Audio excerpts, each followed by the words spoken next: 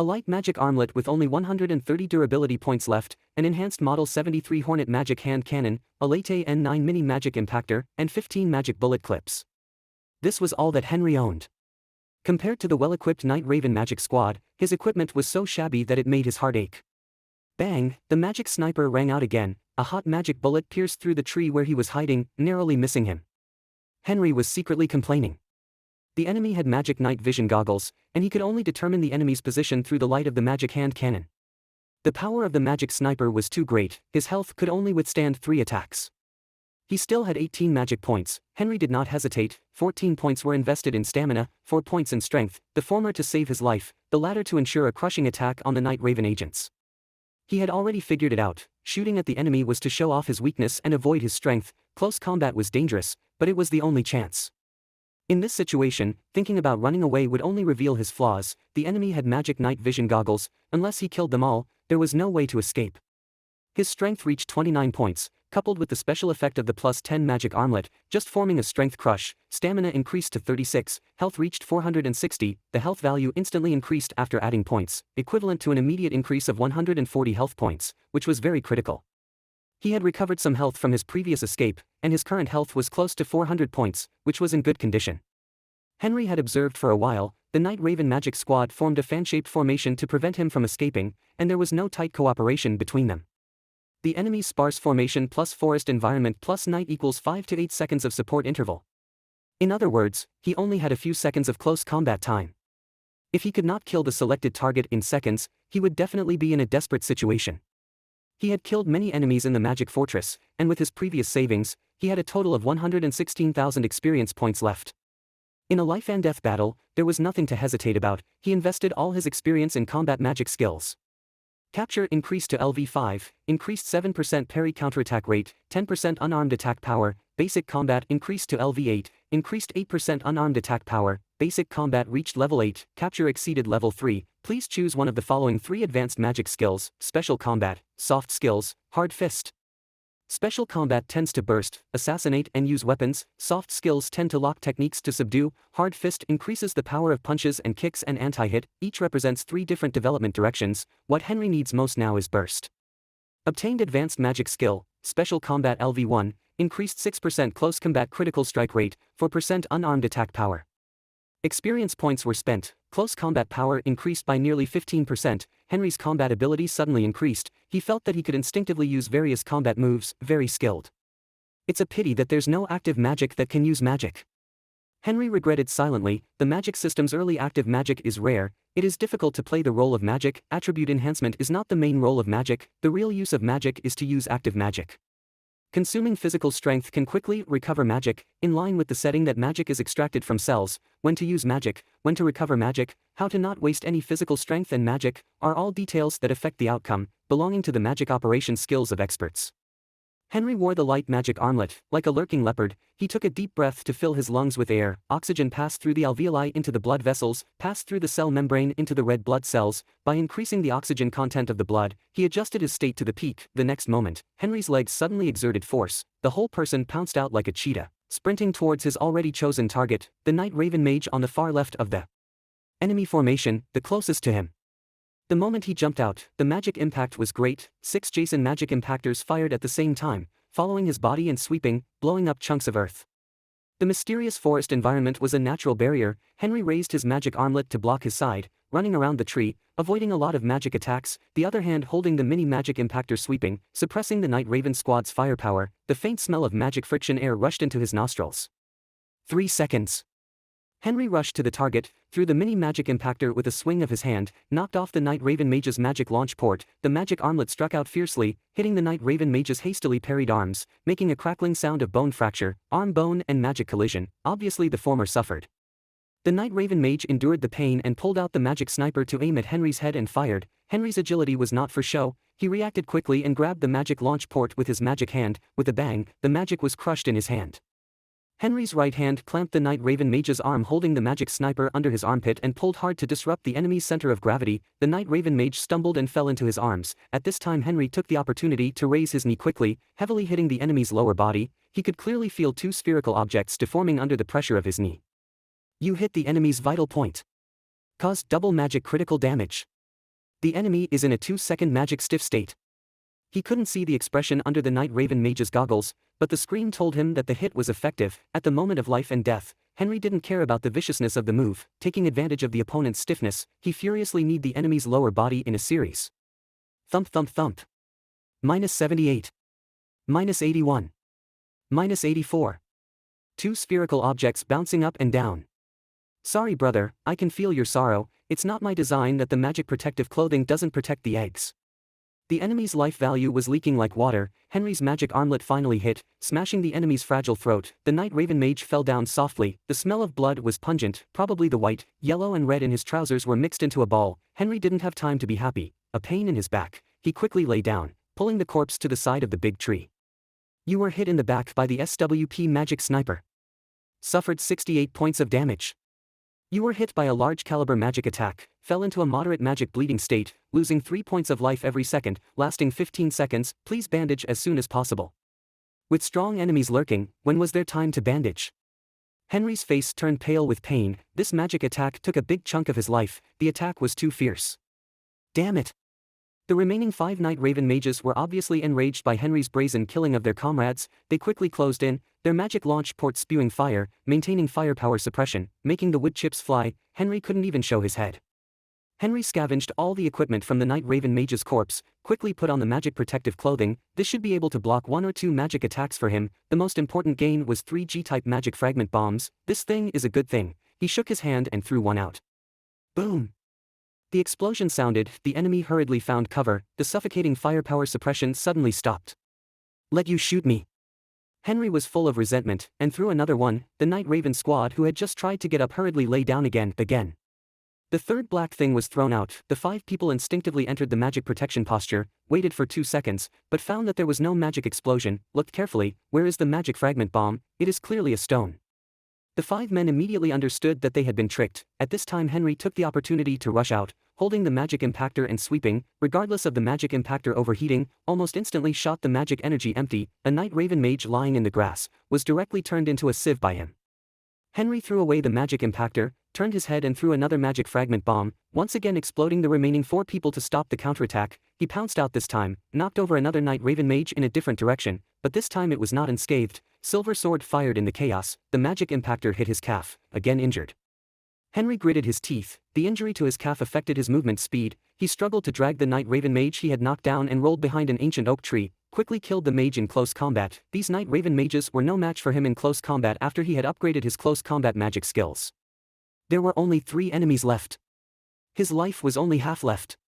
Faced with such a crisis, Henry became more and more calm. Various tactics quickly emerged and were excluded in his mind. The senior mage had been through many battles, understood himself, understood the 2 companions of Silver Sword had not reacted yet when a spinning crossbow bolt shot out from the nearby green forest, accurately hitting the 3 grenades hidden under the palm of the corpse.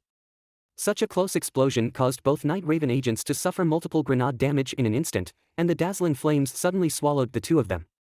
You dealt 60 points of explosive damage to the enemy. X8, you killed the Night Raven agent. Gain 1,500 experience points. X2 the grass rustled, and Henry stood up. He was in a very embarrassing state. Half of his body was scorched, only more than 50 points of life remained, he was still bleeding, and his physical strength was almost exhausted.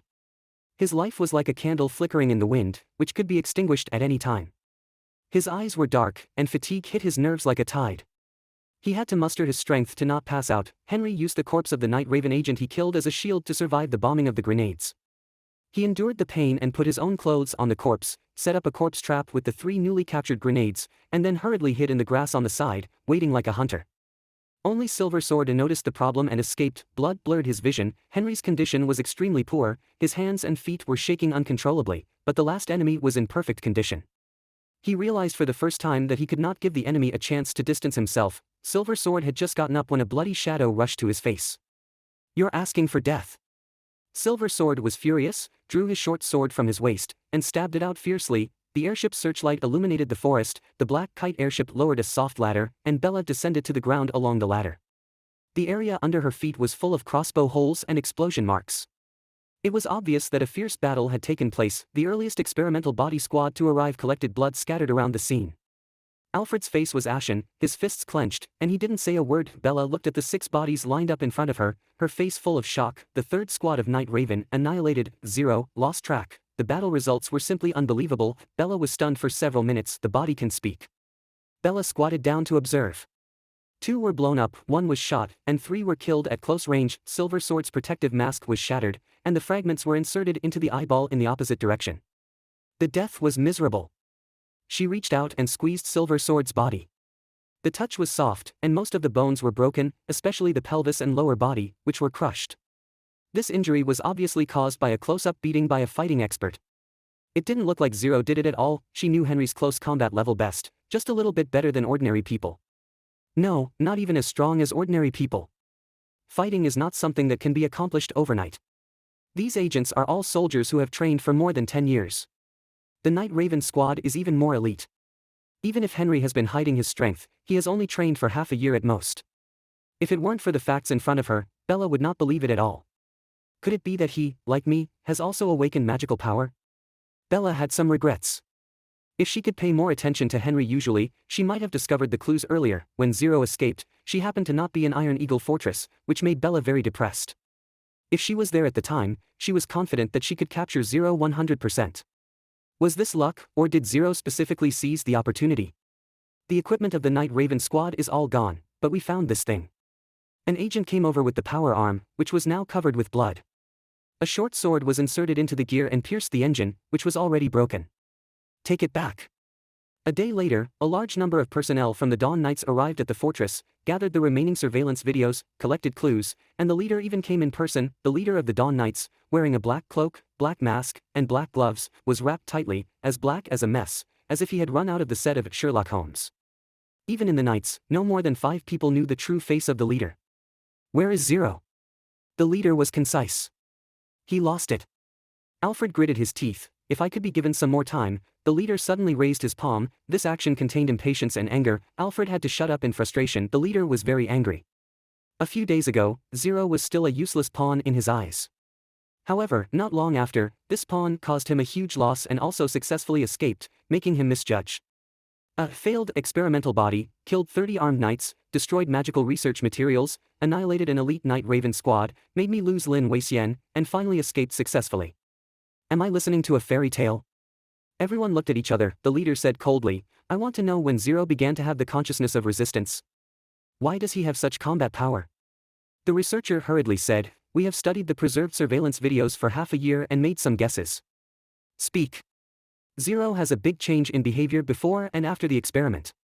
According to the report provided by the team that captured the human raw materials, Zero was originally named Isa, the 3rd son of the 2nd head of the Austin family. Everyone was surprised.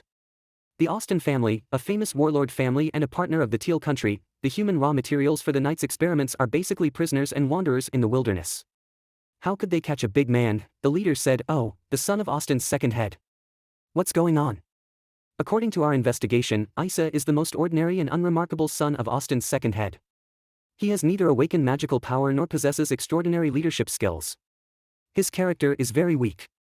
The researcher flipped through the report. We found Isa, who was dying, among the corpses on a battlefield. According to our investigation, Isa was following his elder brother Al's team at the time, escorting a batch of military supplies, and was attacked on the way. Go on. At the time, Al was the commander of the team. The target of these attackers was not the supplies, but to kill Al. Al is the rising star of the Austin family.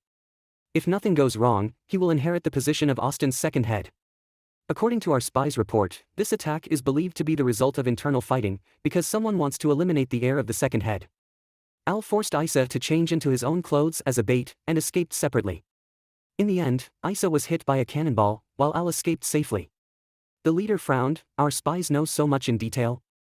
Al didn't hide the detailed information, including forcing Isa to do so. He was fearless. Isa's death did not cause dissatisfaction with Al in his family. The original words of Austin's 2nd head were, as long as Al is safe, it's enough. As you know, the Austin family worships power.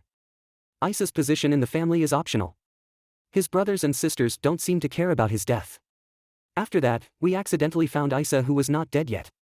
The life and death of the original body were like a small wave, and no one cared that in the eyes of the Austin family, using an incompetent younger son to exchange for the survival of an excellent heir is an acceptable price. Interests are greater than feelings. Henry didn't have these memories. When he traveled through, the memory of the original body had been forcibly erased by the Dawn Knights. The leader sneered, "Weakness is a sin, and incapable people are not worth pitying. I want to know what he is now." Magical researchers said, "We infer that the Valhalla magic experiment has mutated on Zero, and the effect may be beyond our imagination. He has not only gained mechanical talent, but even extraordinary intelligence." Zero showed harmlessness within half a year after the experiment. 90% of the probability is camouflage. From half a year ago, he began to plan to escape. Bella couldn't help but interrupt, "You mean the memory erasure had no effect on him?" "I'm afraid so." Bella looked annoyed. The magical researchers continued, "Why would a human raw material whose past memory has been erased by us suddenly have the consciousness of resistance and escape? There is only one possibility, that is, the experiment helped him regain his memory. But according to the investigation, Zero did not originally possess extraordinary abilities. Being so cunning and old-fashioned indicates that he not only recovered his memory, but also awakened some strange personalities. This is the most reasonable explanation." "Can you guarantee it?" The leader of the Knights spoke coldly. "Can't." The magical researcher had a bitter mouth. "Who knows what Zero is? This is just the most reasonable guess." Alfred couldn't help but said, "Could it be because of luck?" The leader of the Knights stared at him like a fool. "If you can replicate Zero's record by luck, you can sit in the position of the leader of the Knights. By the way, the guard brought back the magic arm used by Zero." The magical sunlight filtered through the Roscoe forest, with dappled shadows dancing on the ground. A hand pushed aside the undergrowth, revealing a haggard face. Henry had been on the run for 7 days, surviving in the forest, his military rations and fresh water now depleted. All that remained in his backpack was a pile of equipment he had seized from the Night Raven squadron. He had incapacitated the Silver Wolf's short sword at the cost of his light crossbow. What followed was a matter of course. Even if he was down to his last layer of skin, he could still pummel the Silver Wolf, who was not adept at close combat. How could a Dragon Knight lose? Even a poisoner couldn't possibly lose. Anyway, he had the blueprints. With materials, he could rebuild his armor. He didn't mind at all. It was all too common for a mechanic to damage his armor in combat. The medical conditions in Roscoe Forest were poor. Fortunately, his stamina was high enough that he didn't have to worry about infection. He endured the pain of pulling out the arrows, and his wounds would gradually heal. The wound caused by the longbow was a bit troublesome. It was stuck in the gap of the scapula. It took Henry half an hour to recover from the pain of pulling out the arrow. The style of poems and stories watched by the old man didn't match him at all. Along the way, he was blessed by Lady Luck and didn't encounter any ferocious beasts. The few long-eared rabbits he encountered ended up in his stomach. The beasts of the Blue Sea continent were very fierce, including some intelligent ones. In history, they had attacked cities many times. Some powerful beasts, like the sea elephant that could live both on land and in water, were tens of meters long, wide, and high. They were impervious to guns and could single-handedly destroy a city. Although Henry remembered the map of the Blue Sea continent, he didn't know where he was and could only run in the direction of the rising sun like Hermes. At night, he slept in the trees, being woken up by insects 7 or 8 times. Compared to the frequent nights, he realized that mosquitoes were the most annoying creatures in the world, without exception. When will I finally get out of this forest? Henry panted. At this moment, a camp appeared in the distance. The weird-shaped barricades and ground spikes made of wood, cement, and scrap metal were simple defensive measures. There were dozens of felt tents in the camp, with wisps of cooking smoke rising. It was clearly a common settlement of wanderers on the Blue Sea continent. Henry was overjoyed. He was in desperate need of supplies. He walked forward a few dozen meters, and his face suddenly changed. He quickly retreated, the ground in front of him churned, and a large net made of coarse rope suddenly rose. The net was tied with thin metal pieces. It was a dangerous wire trap. Fortunately, he reacted quickly, or he would have been riddled with holes. This guy actually dodged it. A long-haired youth walked out from behind a tree, wearing a wanderer's outfit made of various animal skins. He looked at Henry maliciously, holding a homemade crossbow and aiming at Henry's head. He arrogantly said, "Stop, don't move." This youth was obviously a resident of the settlement. Henry didn't want to cause a conflict, so he raised his hands. "I'm just a passerby." "A passerby?" The long-haired youth noticed Henry's bulging bag, and greed immediately filled his eyes. "What's in your bag? Show me everything." Seeing this, Henry sighed inwardly. It seemed he had encountered a robbery. No wonder the size of the wire trap was just right for a human body. It was used to catch people. In times of chaos, human lives were as cheap as grass. Most wanderers were people who had refused to join the 6 great nations. The harsh outdoor environment had cultivated their greed, and killing and robbing for resources was too common. Are you deaf? Show me your stuff. The long-haired youth cursed as he approached, pressing his homemade crossbow hard against Henry's forehead. The backpack was full of crossbow bolts, standard equipment of the Greenleaf Knights. How could he possibly show them? Henry remained indifferent. Can't you understand what I'm saying? Believe it or not, I'll shoot you with an arrow. The long-haired youth pulled back the crossbow, looking fierce. At that moment, Henry moved. With a speed faster than sound, he elbowed the long-haired youth in the chest. The long-haired youth screamed and flew backward, and Henry snatched his homemade crossbow. Damn, I've met a tough one. The long-haired youth clutched his chest, panic-stricken. He crawled backward, wanting to get as far away from this dangerous man as possible. Henry untied the wire trap, pulled out a thick rope, and tied the whimpering long-haired youth to a tree. He picked up the homemade crossbow and gave it a look. The crossbow was crudely made, and the bolts were all crooked. It would definitely explode if fired. It was pure madness to use this thing for robbery. However, this also proved that this youth had definitely not killed anyone. It was all for show. Seeing Henry pick up the crossbow, the long-haired youth panicked and quickly begged for mercy. Big brother, I didn't know any better. Please spare me. Henry slapped him on the head and shouted, now you know you were wrong. The long-haired youth had no backbone and quickly said, I was wrong. Where were you wrong?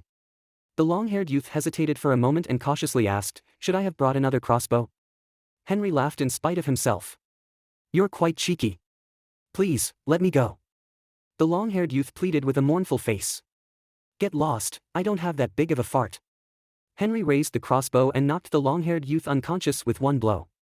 He shook his head helplessly. This man was a resident of the Wanderers' camp.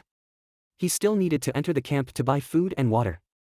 He didn't want to kill and cause a bigger problem, so he had to tie him up and knock him out. You're lucky. Henry muttered. After half an hour of trekking, Henry finally entered the Wanderers' camp. The residents here looked at him with wary eyes. The outdoor environment was dangerous, and wanderers tended to be exclusive. Although outsiders were rare, there had been some in the past, so Henry didn't feel like a monkey in a zoo being watched. The lifestyle of the wanderers was like that of the gypsies, often migrating. Each tent had a small carriage covered with dust cloth parked next to it. These carriages were basically modified cars, rusty, and some didn't even have a shell, with the frame exposed to the air. A carriage represented a family. This camp was not large, with only dozens of families. However, it was small but complete. Henry successfully found the market, where a big bearded white man was doing business on the hood of his carriage. Outsider? The big bearded merchant glanced at Henry coldly. Do you know the rules here? What rules? We only accept barter. That's great, I don't have a penny on me. I need a map, 3 barrels of water, 5 kilograms of food, dried meat, bread, whatever. Henry grabbed a bunch of crossbow bolts from his bag. I want to pay with these. Crossbow bolts? The big bearded merchant's eyes lit up.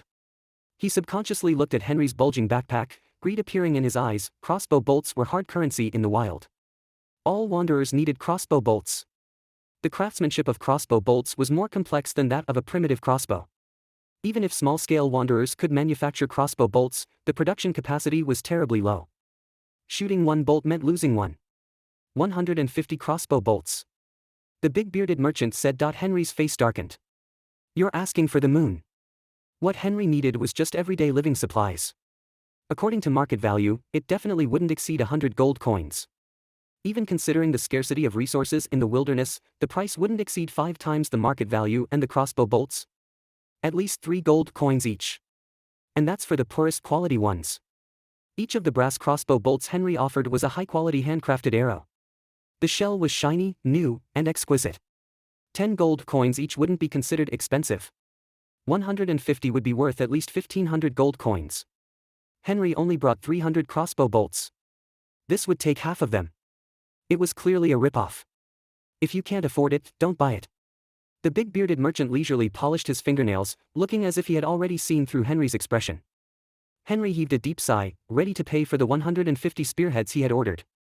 But the bearded merchant shook his finger, raising the price on the spot, 180 spearheads. Henry's eyes flashed with anger. You greedy merchant, you are raising the price on the spot, do you have no conscience? Seeing this, the bearded merchant exaggeratedly cried out, oh, such a scary look, are you going to kill me? Everyone, come and see, someone wants to kill here. As soon as these words were spoken, dozens of wanderers gathered around, some even picked up short swords and iron bars, glaring menacingly. This is our territory, dare you make trouble? Fine, you're really tough, 180 it is, if you die, it's your fault. Henry was so angry that he gritted his teeth, not wanting to cause more trouble, he squeezed out the words between his teeth and threw the spearheads on the ground. The bearded man smirked triumphantly, had someone bring over the goods, and handed them to Henry. After confirming that the map and supplies were correct, Henry waved his fist at the bearded man, not wanting to stay a second longer, and turned to leave. At this moment, the bearded merchant spoke again. Hey, do you plan on walking out of this forest? What, do you have a problem? Henry stopped and said grumpily. I have an old horse cart, do you want it? The bearded man said nonchalantly, as if the unpleasantness just now had not happened, I can't afford your price. Henry jabbed at him. You can afford it. The bearded man pointed to Henry's backpack. You have so many spearheads, you must have brought a lot of swords, use those swords to pay. High-quality swords are sought after by wanderers, who generally rely on hunting for food, and one more good sword means one more hunter. The equipment in Henry's bag is from the Night Owl squad, of good quality, including longbows and iron armor, which are in high demand. He could easily exchange them for an old horse cart, but he shook his head and rejected the bearded man's proposal. The traces left by the horse cart in the forest are too obvious, basically telling the pursuers to follow this path. It is better to walk if you don't want to race with dragons. Moreover, he had another consideration. These swords are all standard weapons of the Buds. Once a Bud squad comes to this settlement and finds the organization's standard weapons, the settlement will suffer a disaster. Selling these swords is equivalent to indirectly killing people. Although Henry had just been slaughtered by the merchant, he was not so heartless and crazy. The bearded man still didn't give up and wanted to sell a few more words, but suddenly a bell-like voice rang out. Bearded man, you're cheating outsiders again. A burly man in leather hunter's clothing strode over, and the crowd automatically parted wherever he passed. Obviously he had a lot of prestige in this settlement. The bearded man looked bitter. Bellet, I finally made a deal, don't meddle. Bellet grabbed the spearheads from the bearded man's hand and handed them to Henry, saying generously, the stuff you want is not worth much, I'll give it to you, here, these are your spearheads. Henry was stunned, took a careful look at Bellet. This man was Eastern, with a strong physique, slightly white temples, sharp eyes, and his generous behavior of returning the spearheads immediately made Henry feel good about him. Hey, what about me? The bearded man shouted. Bellet didn't look back. It's just a bit of food, I'll give it back to you tomorrow. The bearded man was furious. He had finally started to slaughter customers, and you gave me a fair exchange. Do you know what business is? Bellet was very hospitable, saying, guests from afar, seeing your haggard look, you're not used to life in the forest, so, stay at my place for the night and hit the road tomorrow. Henry hesitated for a moment, nodded in agreement. He did want to rest well, and Bellet gave him the first impression of a straightforward and generous man, not like a bad person. Of course, even if the other party has ill intentions, Henry will not back down. The two left together, and the onlooking rangers also dispersed, leaving only the bearded man Carlo beating his chest and stomping his feet, daring to be angry but not daring to speak. There was no way. Bellet was one of the hunters of the assembly place, everyone had to rely on him to hunt for food, and he was generous and popular, he dared not offend him. Bellet took Henry back to his tent, and as soon as he entered the door, he shouted, Amelia, I have a guest, make more food today. Got it. A woman replied.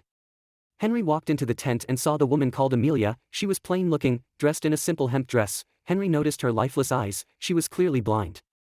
This is my wife. Bellet smiled. Hello. Amelia heard the voice, smiled in Henry's direction, groped for the iron utensils and the meat and wild vegetables from the hunt, and started cooking on the simple stone stove in the center of the tent. Since the other party was so enthusiastic, Henry was not restrained, sat down on the ground, and started chatting with Bellet.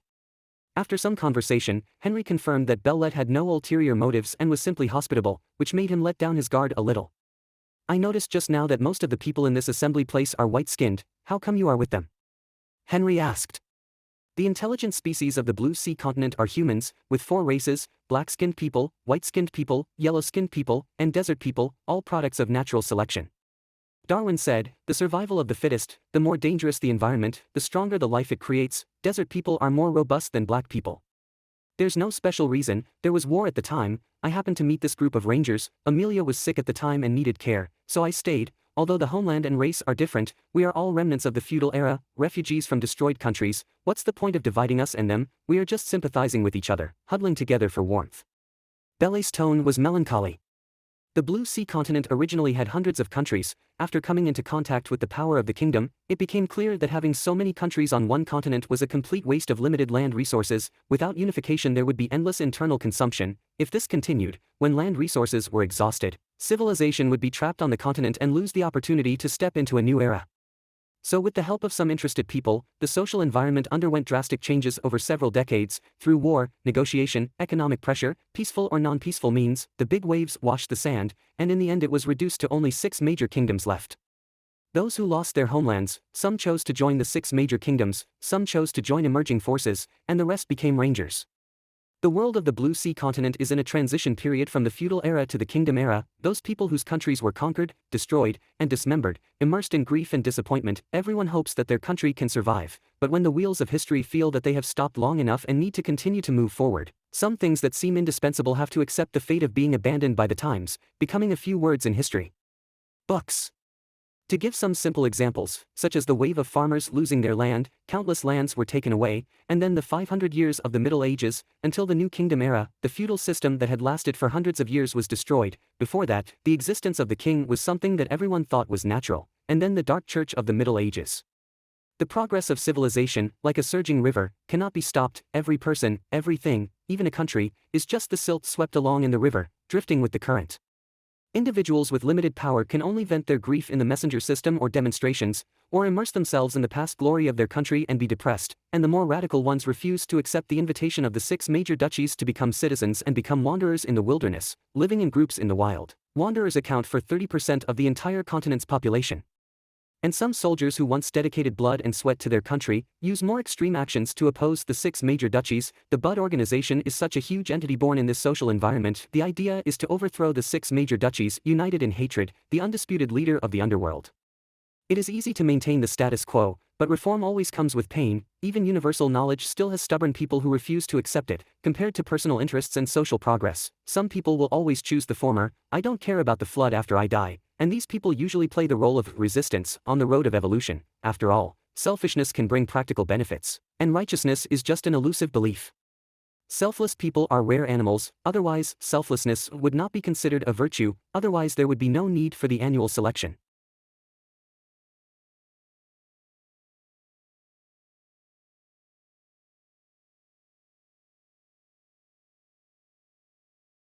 Who knows, perhaps to most people, internal strife is like a chronic illness, painfully enduring and profound. Henry shrugged. The Battle of Andoria, the final battle of the Long War, was the key battle that established the structure of the 6 major duchies. Andoria is the name of a landmass where several countries once existed. When the war broke out, countries from other continents seemed to have an unspoken agreement to make the continent of Andoria the main battlefield, controlling the scope of the war, not wanting the war to destroy the planet's entire ecosystem. Countless catapults, armored vehicles, and aircraft bombed, and hundreds of millions of people lost their lives on the continent of Andoria. After the war, the continent of Andoria was left with withered grass and trees, scorched earth everywhere, and living creatures charred. The rivers and lakes emitted a stench of rotten corpses, and the fertile plains and green mountains were covered with a dark yellow haze, becoming a dead zone. The 6 major duchies, however, dusted off their hands and withdrew their troops, leaving a mess behind and completely abandoning the continent of Andoria, like heartless traitors. The surviving population on the continent of Andoria is sparse, all of them extremely resentful of the 6 major duchies. Henry noticed the calluses on Belle's palm. Were you a soldier before? Yes, I served in the military for more than 10 years. I thought the soldiers of the fallen countries would choose to join the new alliance. Bellet shook his head. My homeland was annexed by the Dragon Knight Empire through military negotiations, and those leaders compromised. Why should a soldier like me be so resentful? Although I don't like the 6 major duchies, I cherish the hard-won peace. The war has lasted for so many years, and it's about to end, but the new alliance emerged, shouting slogans to overthrow the 6 major duchies, attracting countless soldiers of the fallen countries who share the same hatred, wanting to start a war again.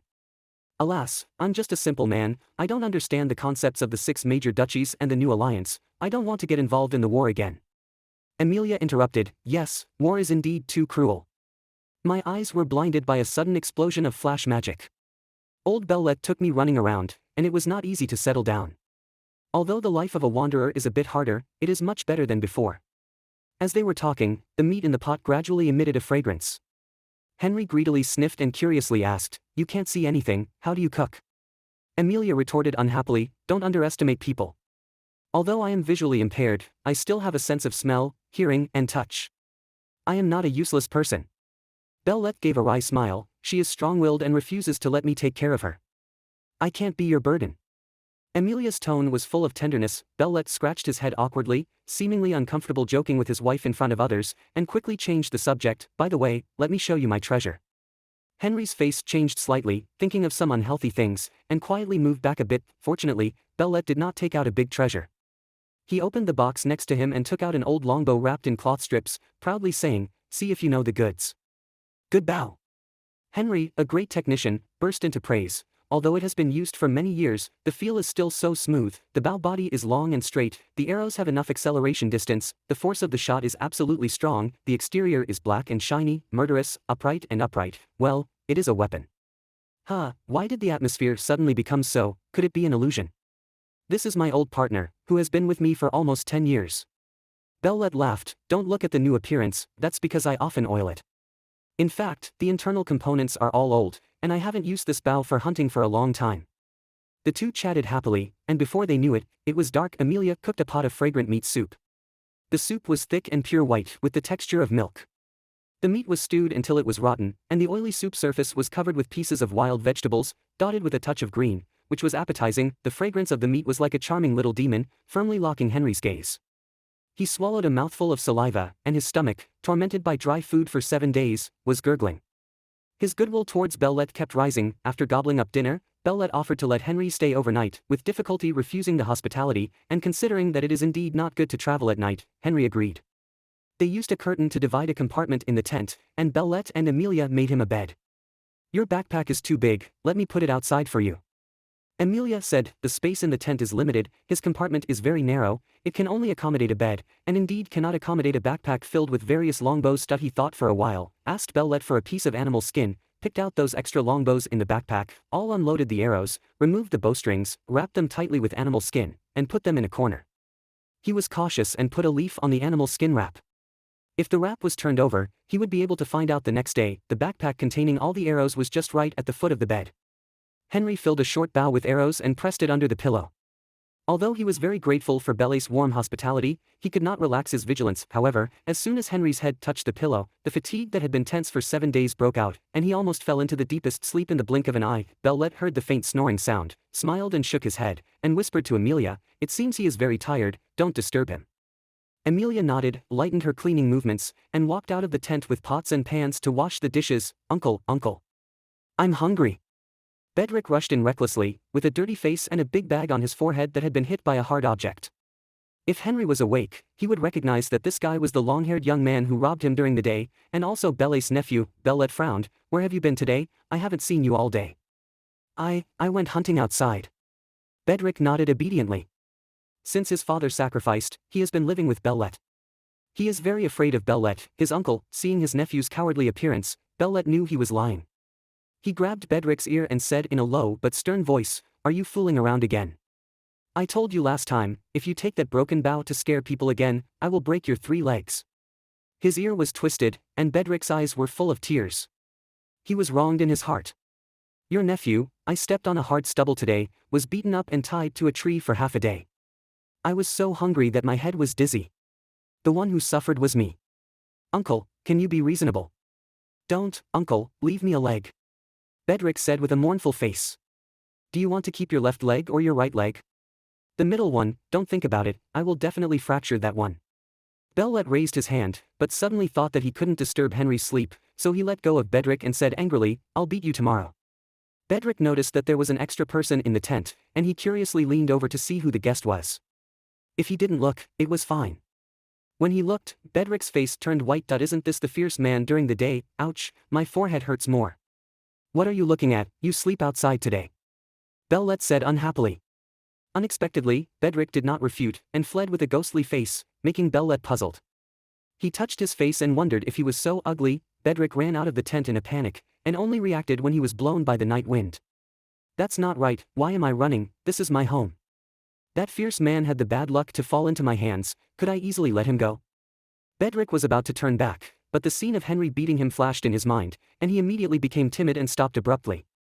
He didn't have the courage to settle accounts with Henry, although he was afraid to say that Bedrick had no grievances against Henry. That was purely bullshit. He didn't dare to trouble Henry, but he was not willing to let it go. Bedrick, show your courage, revenge must be avenged, and grievances must be returned. Bedrick hardened his heart and thought of a way to retaliate. He was very curious about Henry's bulging backpack. He noticed the animal skin backpack in the tent just now. Bedrick clearly remembered that there was no such thing in his house, so it must be the luggage of. Early the next morning, Henry woke up feeling refreshed. All the fatigue from his escape had vanished. "Henry, you're awake." Bellet was exercising at the door, smiling as he spoke. This family was incredibly hospitable, providing him with food and shelter. Although he was reluctant to leave, Henry made his intentions known. "Thank you for your hospitality, but I can't stay long. If I get the chance, I'll repay you." Amelia came over with a small package, smiling. "I made some pancakes, you can eat them on the road." Henry felt a warmth in his heart, took the package with both hands, and the warmth of the pancakes flowed into his heart through his palms. He smiled, then remembered Amelia couldn't see, and sincerely said, "I had a great sleep last night, thank you so much for your hospitality."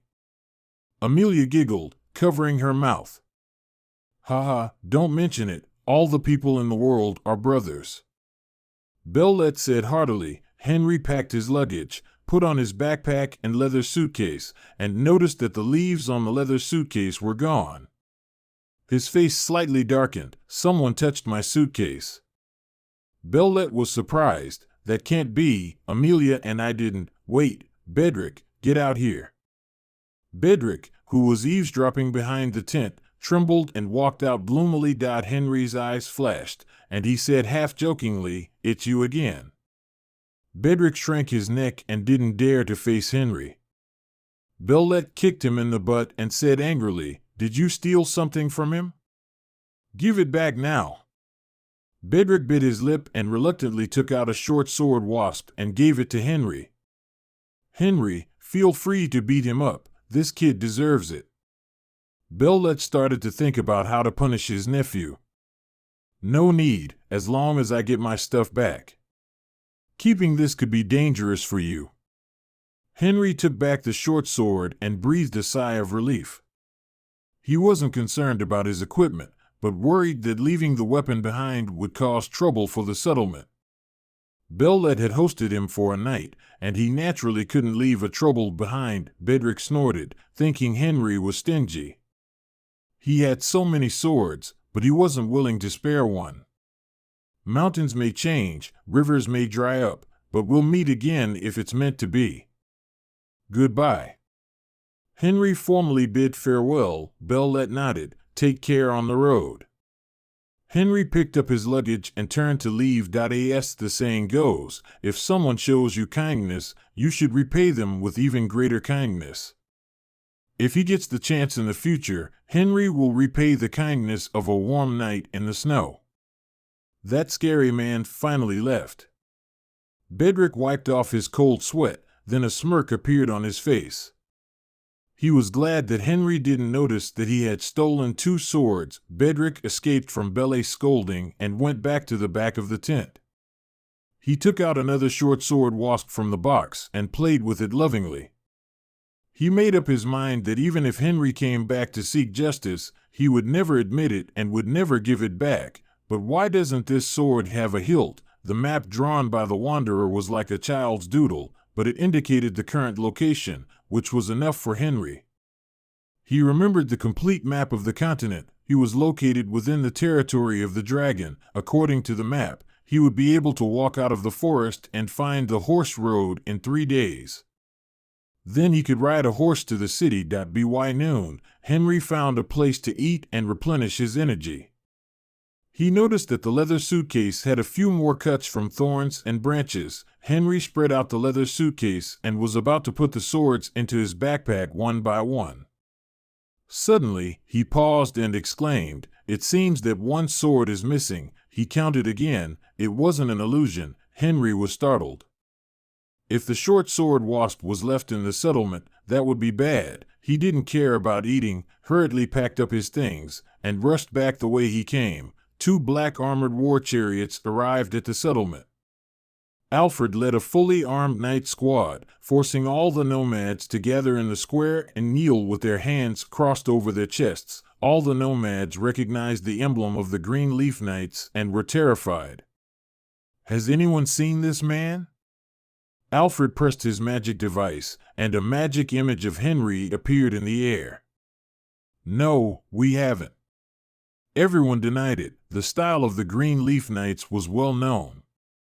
As long as they could clear their connection, they wouldn't harm the nomads. The 6 principalities and the Green Leaf Knights were opposing camps, and the nomads were the wavering grass on the wall, usually neutral, but they could also lean towards any side.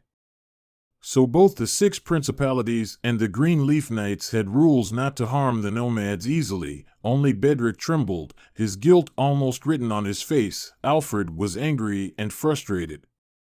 He had been tracking Henry for 7 days and only encountered a settlement, but everyone said they hadn't seen Henry, which meant he was going in the wrong direction. "Let's go." Alfred snorted angrily, preparing to get in the car. As he turned his head, he suddenly noticed Bedrick's expression. Alfred had doubts in his heart, stopped, and shouted, "Get that kid out." Bedrick was terrified and was pulled out of the crowd by the knights. He was trembling like a quail. Alfred squinted and asked, "Do you know the man in the picture?" Bedrick shook his head quickly. "I don't know." Alfred noticed something bulging around Bedrick's waist and ordered, "Search him." Bedrick was pushed to the ground and watched as the short sword wasp was found. "This is our sword." Alfred's face turned cold. He pointed his sword at the crowd and shouted angrily, "Zero was obviously here, and you dare to hide it. Do you all want to die? Speak. Where did he go?" The threat of the sword made the nomads restless, and they all looked at Carlo, the big-bearded man who first came into contact with Henry. Carlo was hiding in the corner like an ostrich, and when he saw this, he panicked. "Why are you looking at me?" "I just sold him some stuff. Bellet knows where that guy went." Bellet's surroundings instantly cleared. Seeing the situation, Bellet had no choice but to stand up slowly and said in a deep voice, "I don't know." Carlo, eager to clear his connection, immediately retorted, "How could you not know? You stood up for him and even hosted him for a night." Alfred's expression suddenly turned cold. The nomads were terrified and urged Bellet, "Hurry up and say what you know. Do you want to get us killed for a stranger?" Bellet cursed Carlo in his heart, took a deep breath, made up his mind, pointed in a direction, and said solemnly, "That man went that way." "Very good, you're quite sensible." Alfred smiled ominously and suddenly drew his sword. Bang! A hole appeared in Bellet's forehead, his face froze in surprise, his body swayed, and he fell heavily to the ground, a pool of blood spreading beneath him. Bedrick screamed, looking at Bellet's corpse in horror. "He's just dead." Alfred's face was as usual, as if he had just casually killed a chicken. The nomad's concealment made him extremely angry, especially after hearing that Bellet had hosted Henry. He immediately wanted to kill anyone who had anything to do with Henry. Alfred didn't mind sending them to hell. "Old Belle?" Amelia sensed something. Her face turned pale. She stood up shakily and stumbled towards her husband. Following the sound, Alfred drew his short sword and from a distance shot Amelia in the head with a magic arrow. Half of her brain was blown open by the magic arrow, and brain matter and blood splattered all over the ground.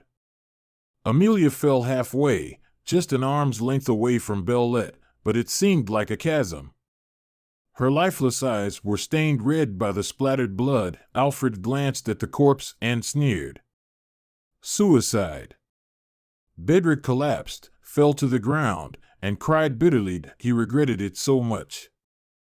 A moment of greed had killed Bellet's family. The nomads were angry but didn't dare to speak.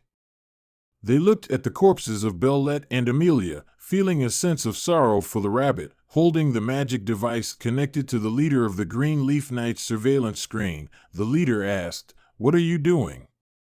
Who told you to kill? Alfred quickly knelt down and begged for mercy. These nomads were hiding the truth. I just wanted to show some power. We'll leave right away. The leader shook his head and said, "Forget it, since you've already killed." Cough, cough, cough. A weak coughing sound echoed from not far away. Henry walked over and saw Bedrick, who had been hit by 5 or 6 arrows, was still not dead. His breath was as thin as a thread, and it was clear that he was beyond saving. Seeing the hornet crossbow in Bedrick's hand, Henry understood everything. His emotions were mixed for a moment. "I told you it was dangerous. Why didn't you listen?" Bedrick stretched out his trembling hand, tightly grabbing Henry's trouser leg, crying bitterly, his heart-wrenching sobs echoing through the air. "I shouldn't have been greedy. I regret it. I was wrong. I was really wrong." Bedrick pointed shakily at Carlo. "Don't trust him. He betrayed my Uncle Belay." As he spoke, he coughed up a mouthful of blood. "You can't be saved. I can only make you suffer less." Henry shook his head, reached out his hand, and snapped Bedrick's neck. "You don't listen to his nonsense." Carlo hurriedly tried to defend himself, but Henry suddenly stood up, drew his sword and fired an arrow, piercing Carlo's head. Carlo fell to his knees in shock, his eyes wide open in death. "Everyone else is dead. You can go join them." Henry lowered his eyelids. Ever since discovering the tragedy of the settlement, Henry's rising murderous intent had been restrained by his icy rationality. Like a tiger caged, the more agitated his mood, the calmer he became. Henry came to Belay's body, followed the direction of Belay's finger, and it was the direction the experimental squad had chased down, the wheel tracks deep into the forest. It was starkly opposite to the direction he had left. Belay had not betrayed him. Henry's heart gave a jolt, as if a nail had been driven into it, a heart-wrenching pain. Even in the end, Belay had never betrayed him, an outsider. Was it worth it? You have triggered E-Rank Mission Revenge. Mission Reward 15000 experience. Henry no longer looked at the bodies of Belay and walked into the tent, took out the old sword musket that Belay treasured. He didn't know if it was an illusion, but a black light flashed on the surface of the sword musket. "You must want to avenge your old buddy, don't you?" Henry's face was tense. He took out all the weapons from his backpack, including the sword musket, and disassembled them into parts on the ground. Using the sword musket as the main body, he gradually modified these parts. Basic repair and basic enhancement were both at level 10. Although the names were a bit lame, they were core skills in the early stages of the mechanical series. The full level effect was outstanding, and Henry was adept at modifying basic weapons.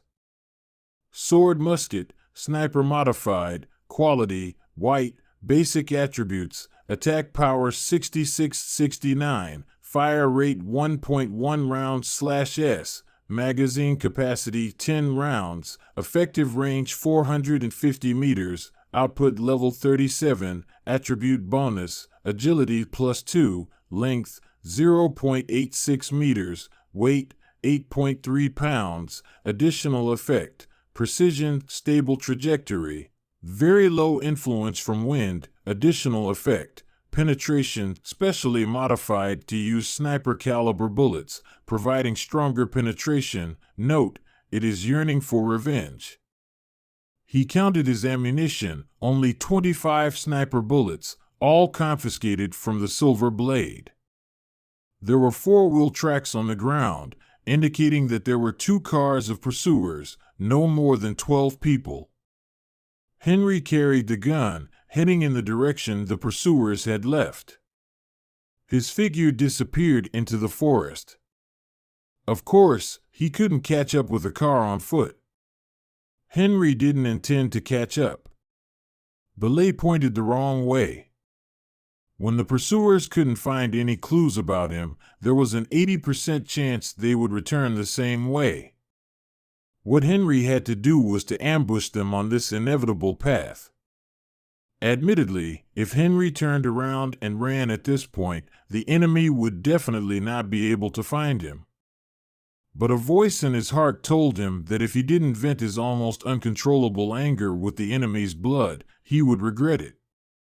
Even without the mission, Henry would have made the same choice. But he gritted his teeth, his murderous intent chilling. The forest at night was so dark that you couldn't see your hand in front of your face. A long wolf howl came from far away. Henry lay quietly in the forest, his eyes half closed, his spear and arrows at his side. He had been in this position for 3 hours, like a patient hunter, waiting for his prey to step into the trap. A series of hoofbeats rapidly approached, and Henry suddenly opened his eyes. 4 fast-moving lanterns appeared within range.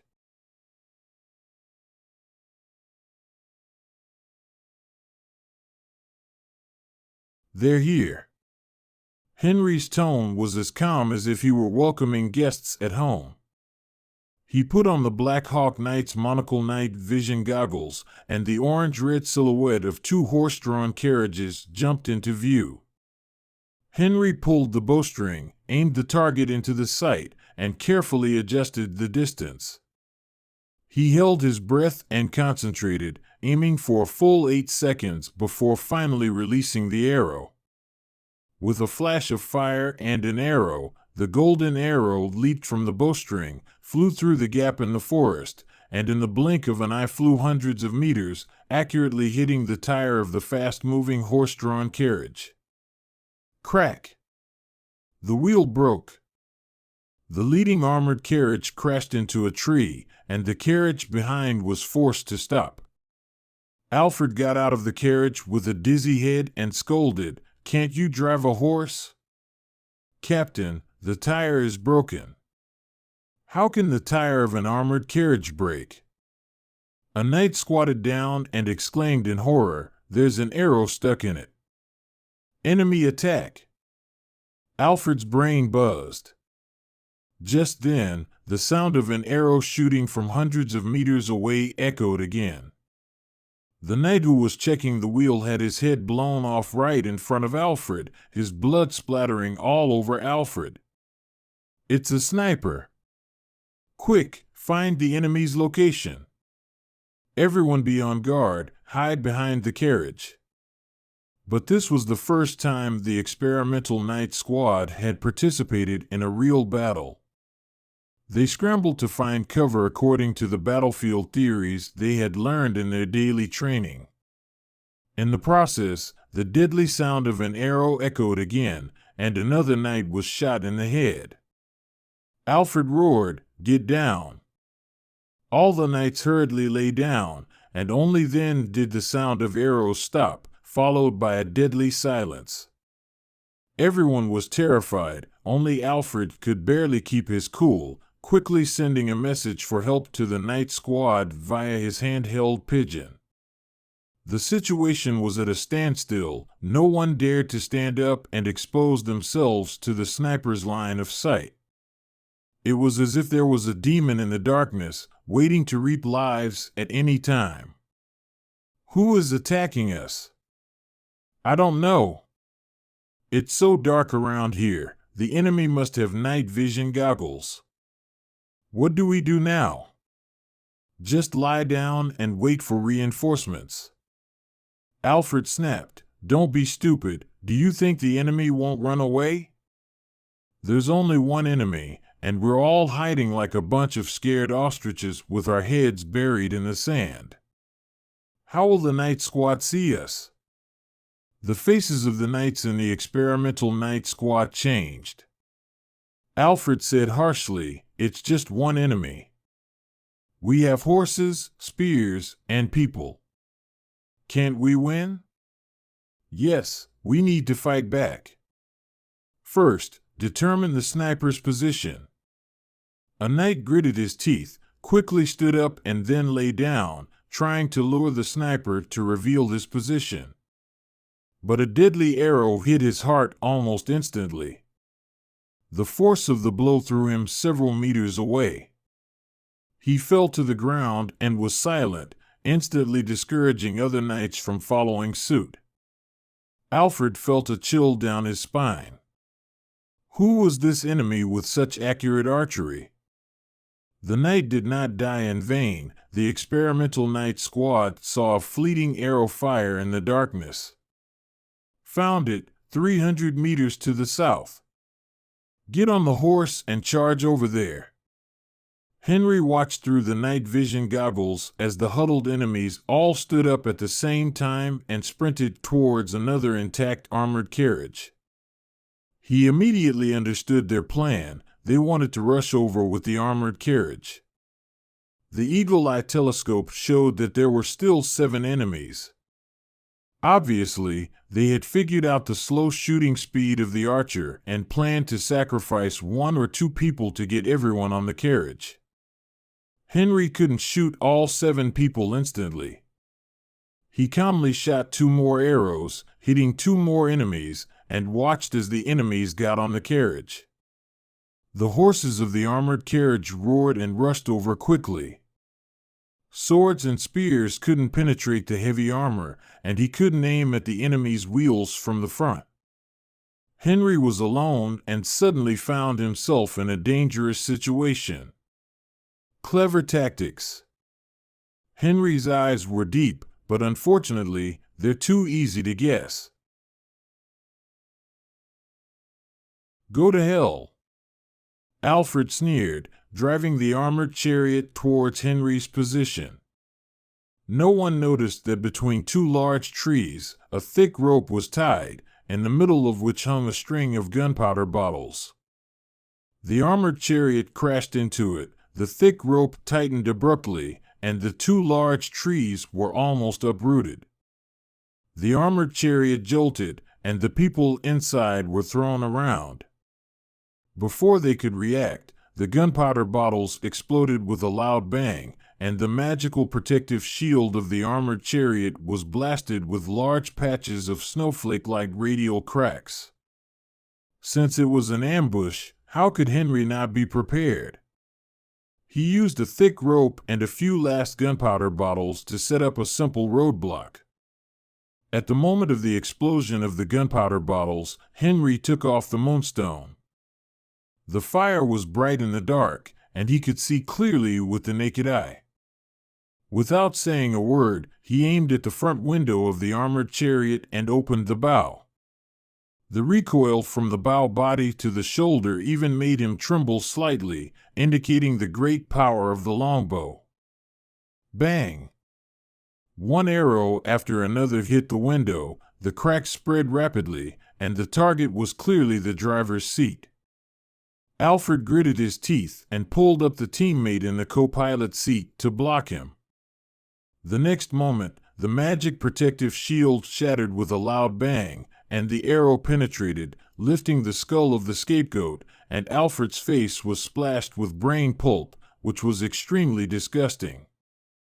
Abandon the car. The Dragon Knight squad acted quickly. At the moment of life and death, Alfred didn't care about the shooting range. The crossbow machine poured out arrows and shot at Henry's position from a distance, and the remaining team members followed suit. Henry paused the attack, hid on the ground, and changed an arrow bag by the way. Arrows whistled over his head. He knew that the enemy was in chaos. After a round of volley, all the enemies had to change arrows. By then, he could slaughter them at will. Soon, the Dragon Knight squad tasted the consequences of impulsiveness. When they all emptied their arrow bags, the sound of the sniper bow, which was like the death knell of the Yama, rang again. One arrow after another. accurate and deadly. Bang bang, the rhythm of shooting was ups and downs, which brought a special aesthetic feeling, which inexplicably reminded people of precision machinery. The enemies were shot in the head one by him. Henry deliberately avoided Alfred and left Alfred to the end. As his teammates fell one by one, Alfred was so angry that he trembled all over, swung his crossbow wildly, and roared hysterically, "Who the hell are you? Come out!" He was originally full of confidence in the Dragon Knight squad, but in the first battle of his debut, he experienced such a fiasco, which shattered all his confidence. Click, click, click. Alfred's arrow bag was empty again, and he roared, "Come out!" Henry looked cold and appeared. Alfred's eyes widened in disbelief. How could it be you? In his opinion, Henry would definitely run away like a lost dog after escaping from the Dragon Bone Fortress. He never dreamed that Henry would dare to attack the pursuers. Even if Alfred doubted Henry's record of escaping from the laboratory, he knew he was wrong, and he was ridiculously wrong. Henry was much, much stronger than him. This discovery ignited the fire of jealousy in Alfred's heart in an instant. "I am the best, and you are just a failure. Trash." With the new hatred and old hatred surging up, Alfred lost his mind, drew out his hand crossbow, and attacked. Henry slightly raised the bow mouth, and the large caliber sniper arrow banged and broke Alfred's right arm, leaving only a layer of bloody skin. Blood and flesh flew across. Alfred stared blankly at his broken arm, at a loss. Henry opened his bow again and shattered one of Alfred's legs. Alfred fell to the ground. At this time, Henry slowly changed an arrow bag, and then broke Alfred's remaining hands and feet. Alfred was paralyzed on the ground and couldn't move. His eyes were filled with intense hatred, staring at Henry fiercely. Zero.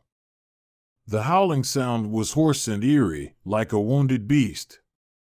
Too noisy. Henry stepped forward and kicked out, directly breaking Alfred's lower jaw. "Do you know why I left you to the end? Because I don't want you to die so easily." Alfred couldn't speak. He could only make a humming sound from his throat, like a snail struggling on the ground, and blood was spraying from the broken parts of his hands and feet. Just then, the magic crystal ball that had fallen aside automatically lit up, showing the image of the leader. He said lightly, "Zero, that's enough."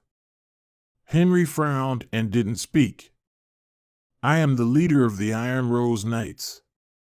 The leader's tone was full of the domineering of a long-standing high position. "Defection is a dead end. You can't resist the Knights. No matter where you run to, the Knights have the ability to bring you back for trial. Every minute and every second of your life will be immersed in endless fear. But I can give you a way to survive." Henry showed no expression. What way to survive? "Come back to the Knights on your own, sincerely admit your mistakes, accept our judgment. I can give you the chance to keep your memory, let you get a higher status, no longer a Dragon Knight." The leader said he greatly appreciated the ability shown by Zero, wanted to figure out the reason for the mutation. If it could be replicated, the Knights would have a batch of powerful forces. Upon hearing this, Alfred's eyes burst with extreme anger. Why should Zero get better treatment than him? He killed so many people in the Knights. Why should they win him over? Henry understood the look on Alfred's face and asked playfully, "I killed so many people, and you still want to win me over? Some trash, it's not a pity to die." The leader answered decisively, as if the corpses all over the floor didn't exist. Alfred shivered all over, feeling desperate. What makes you think that I will serve you? The leader took it for granted. The knights are where the destiny lies, doing great things. It is natural to serve us. What are you hesitating about? Oh, I see. Is it because you feel that the previous treatment was unfair? Don't be so petty. Those who achieve great things don't stick to trifles. A little insult is nothing compared to our ultimate goal. Henry said lightly, I'm not interested in your ideas at all. You killed my friends, so we are enemies. It's half a sentence too much if we don't get along. The leader's tone cooled. If you refuse me, there will be no place for you in the world. I will destroy you. Henry was serious. The Iron Rose Knights would not be convinced by anyone, nor would they feel a shred of guilt. The only way to solve violence is with greater violence. The leader seemed to hear a big joke. Destroy the knights? Just by you? What do you think you are? Compared to the knights, you are a pathetic ant that can be crushed at will. Killing some trash has made you swell, thinking that you can fight against the knights alone? Narrow vision, too arrogant. Then you wait and see. By the way, you have no idea how big the world is. Henry shook his head, aimed at Alfred's chest under his feet and shot 3 arrows, sending the arrows into his heart. Alfred's eyes quickly dimmed. The Dragon Knight squad was wiped out. The leader was wearing a mask and his face was unclear. Even through the magic image, he could feel the leader's rage. You will regret it. The leader coldly left a sentence, ending the call. You have killed Alfred Valkyrie Dragon Knight, gained 900 honor points. Revenge has been completed, gained 15,000 honor points. Click, click, click. The long bow automatically disassembled. The internal structure of this old bow had long been aged. This battle was the end of its service life. The Hawkeye longbow captured from the Black Crow Knights required the skill of archery, so Henry disassembled it into parts and modified the wolf-tooth long sword. Defeating the Dragon Knight squad brought him thousands of honor points. With the mission reward, he got more than 20,000 honor points. Since he became an enemy of the Iron Rose Knights, Henry not only had to flee, but also had to find a way to damage the Iron Rose. His current personal power is indeed insignificant compared to the Iron Rose Knights, but he has the ability to severely damage the Iron Rose Knights. The countless secret information in his mind is his real trump card. To make use of this information, he must use forces, and the object of use must be strong enough to compete with the Iron Rose Knights. So the choice is only the 6 major duchies: Star, Red Leaf, Tiaes, Rylan, Hyshia, Odin. The Star Duchy is closest to him. Compared to between the 6 duchies and the Greenleaf Knights, and players are also divided into different camps. According to Henry's memory, there seemed to be quite a few players who chose to join the Greenleaf Knights at that time, which provided a huge boost to the development of the Greenleaf Knights. If he wanted to get higher rewards, he would be an enemy of the players who chose the Greenleaf Knights in the future. The requirement of this task is for Henry to directly or indirectly damage the Greenleaf Knights. In the original timeline, although the Greenleaf Knights neither lost nor won, they did suffer heavy losses. He realized that this task had potential competitors, namely other forces that were enemies of the Greenleaf Knights. The damage these forces did to Greenleaf would naturally not be counted in his task progress. 20% of the damage, isn't it asking him to cripple Greenleaf with his own output? There's no other word to describe it other than a trap. Although this task is a big pit, Henry accepted it without hesitation. He and the Greenleaf Knights were in a life-and-death struggle. There was no reason to refuse. It seems this is my temporary main task.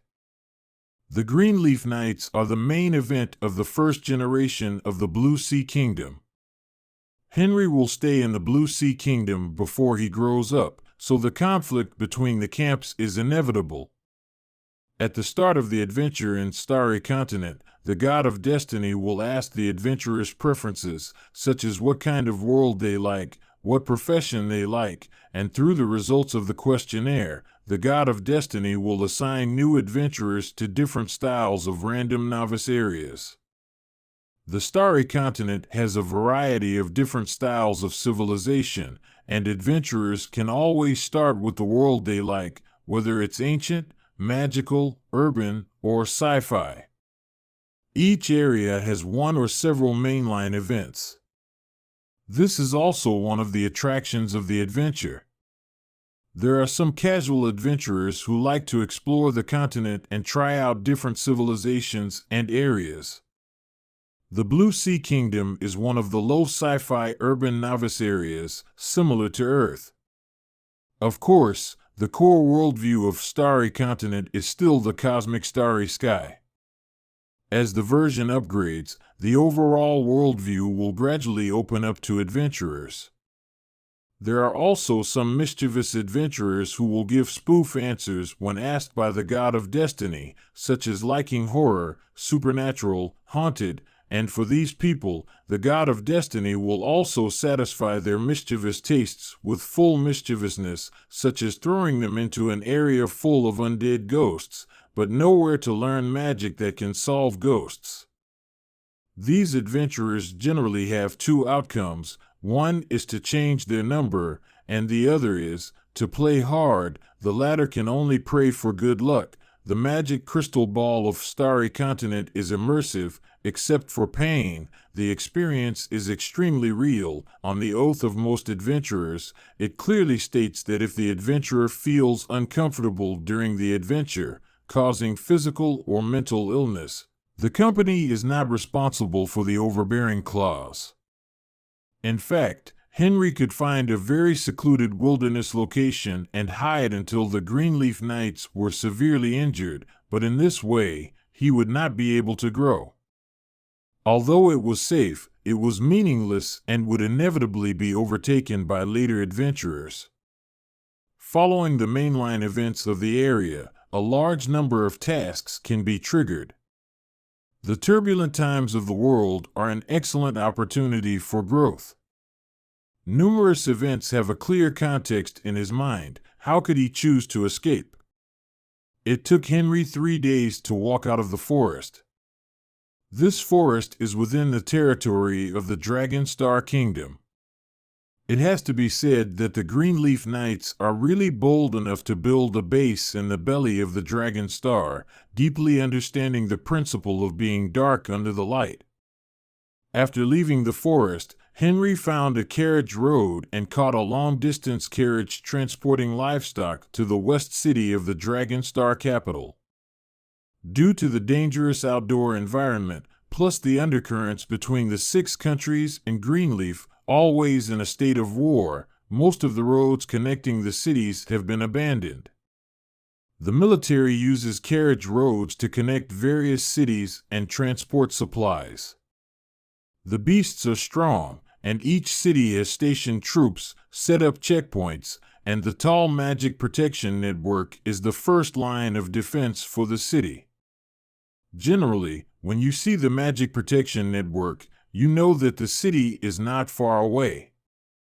After free riding for 2 days, the figure of the magic protection network finally appeared in the distance. Henry brushed away a few hens fluttering on him, took a deep breath, and looked far away. Dragon Star, West City, 13 Knights, I'm coming. Cluck cluck. The Star Dragon Kingdom, one of the 6 major kingdoms, is mainly populated by a blonde race, with the star-casting dragon that dwells in the 9 heavens as its totem. The Star Dragon Kingdom harbors the deepest hatred for the Newborn Alliance, dating back to the time of the Andreas Battle. The Newborn Alliance secretly formed an agreement with the enemies of Star Dragon and launched numerous large-scale terrorist attacks within Star Dragon territory during the critical period of the war. The death toll surpassed 100,000, forcing the frontline troops to retreat for reinforcement. The Star Dragon Kingdom was on the verge of losing its position among the 6 major kingdoms. Each city is surrounded by high walls and iron fences that stretch as far as the eye can see. The only way to enter the city is through the guarded checkpoints. The carriage stopped at an open-air platform outside the iron fence barrier. Large military facilities were built around it: bunkers, watchtowers, sniper posts, all manned by soldiers who were vigilantly monitoring the arriving carriages. Thousands of wanderers gathered at the carriage station square, lining up to be inspected. They were allowed to pass through the checkpoint only after it was confirmed that they were not carrying weapons, were not wanted, and were not infected with contagious diseases. The 6 major kingdoms have a policy of accepting wanderers, aiming to increase the potential population of the country by absorbing talents and elites who are stranded outside. Henry naturally did not want to be inspected.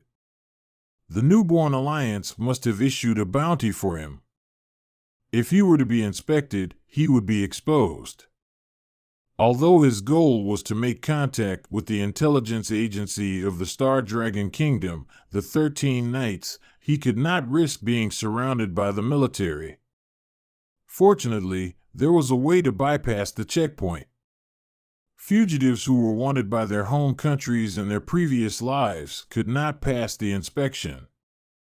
As long as they found the hidden NPC in charge of smuggling and paid some money, they could successfully smuggle into the city. A man sat inconspicuously in a corner of the square, neither queuing nor leaving. He was a snakehead who ran a smuggling business. Ordinary people were not aware of his existence. He generally only accepted business introduced by familiar customers. At this time, a thin and frail-looking young man came to him and asked, "Is it safe?" The snakehead looked up at Henry, confirmed that he was a stranger, and played dumb. "What's safe? Is this enough to pay the bill?" Henry didn't want to waste words. He threw a backpack full of spears and bows and arrows to the snakehead. The snakehead unzipped the backpack, took a quick look, and hurriedly zipped it back up. Goodness, who dared to carry so many weapons around? Which gang was this young man from? The western city controlled weapons, and Henry was not entering the city to cause trouble, so these weapons were useless to him. Enough, of course enough. The snakehead was puzzled. "How did you know I was in the smuggling business?" "You don't need to worry about that. It was a rule in this line of work to only do business and not ask about the details." The snakehead suppressed his curiosity and got up to lead the way. A large carriage was parked outside the carriage station. There were already several passengers inside, who were all looking at Henry with scrutinizing eyes. Henry remained calm and found a place to sit down. The windows of the carriage were sealed with light-absorbing black tape, blocking the view of the outside scenery. The carriage would take the passengers to a hidden entrance in the iron fence barrier. The officer there had been bribed by the snakehead and would turn a blind eye as long as the number of people being smuggled was not too large. On the carriage, a short man next to Henry was bored and tried to strike up a conversation with Henry, who looked young and naive. According to his experience, young people like him were the easiest to deceive. "Young man, is this your first time in the western city?" Henry glanced at him. "Yes, may I know your name?" "Malcolm, and you?" Henry.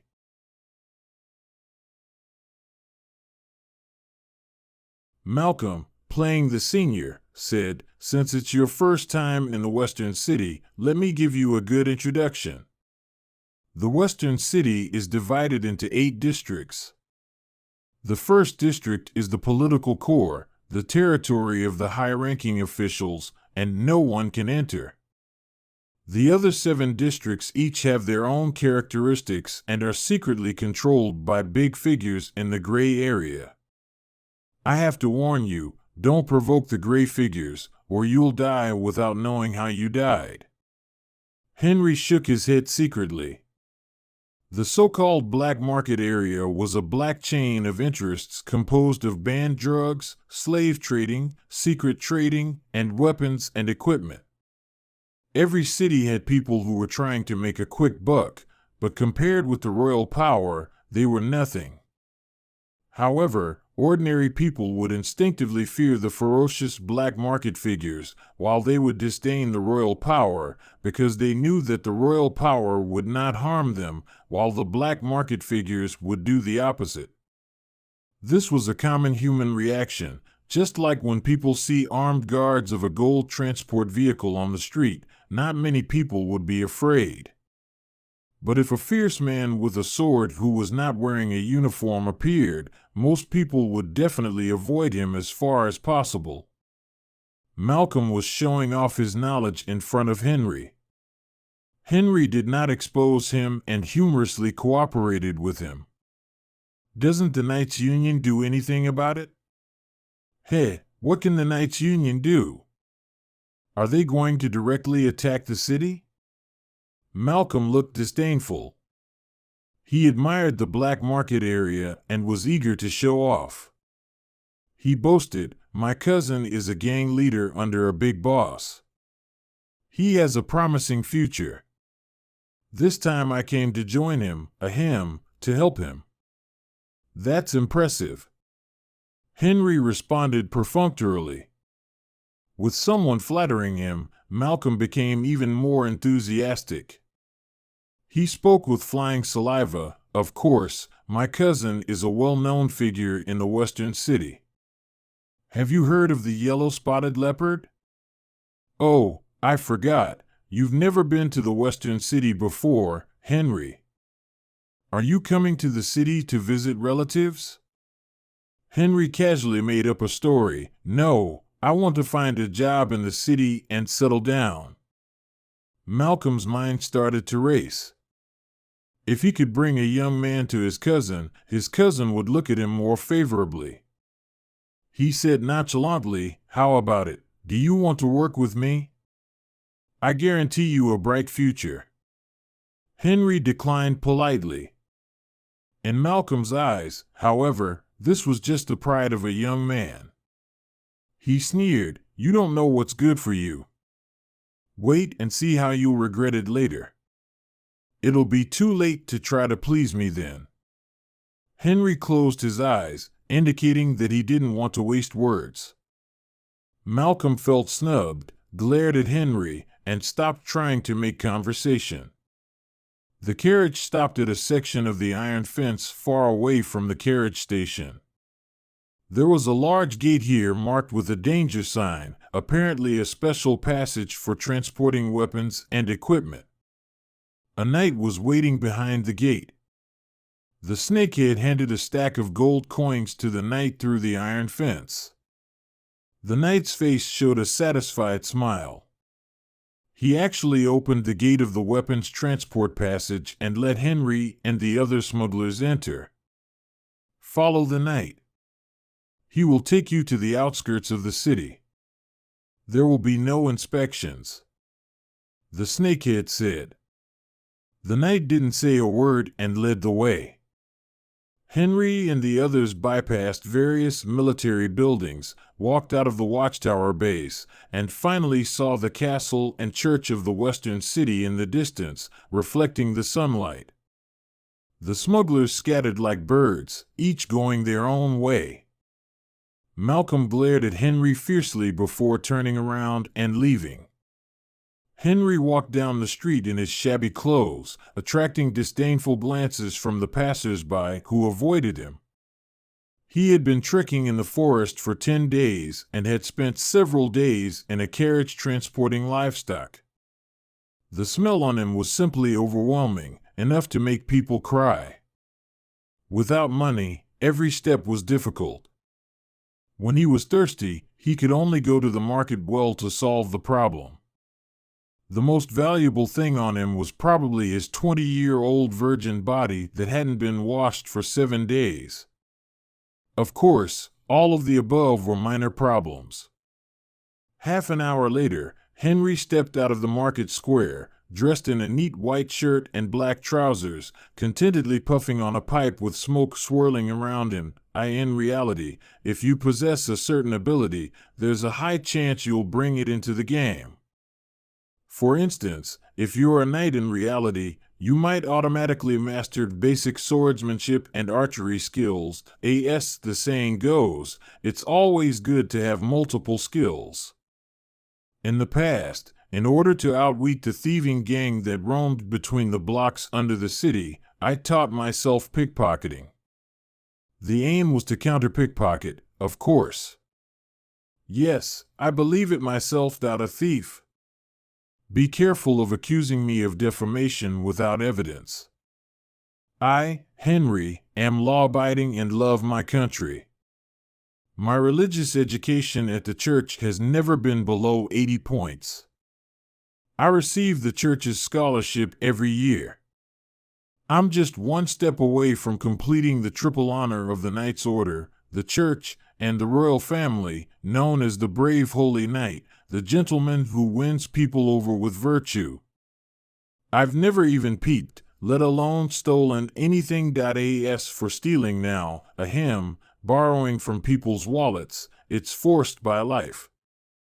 The church's doctrine says it will analyze specific issues specifically. It's understandable.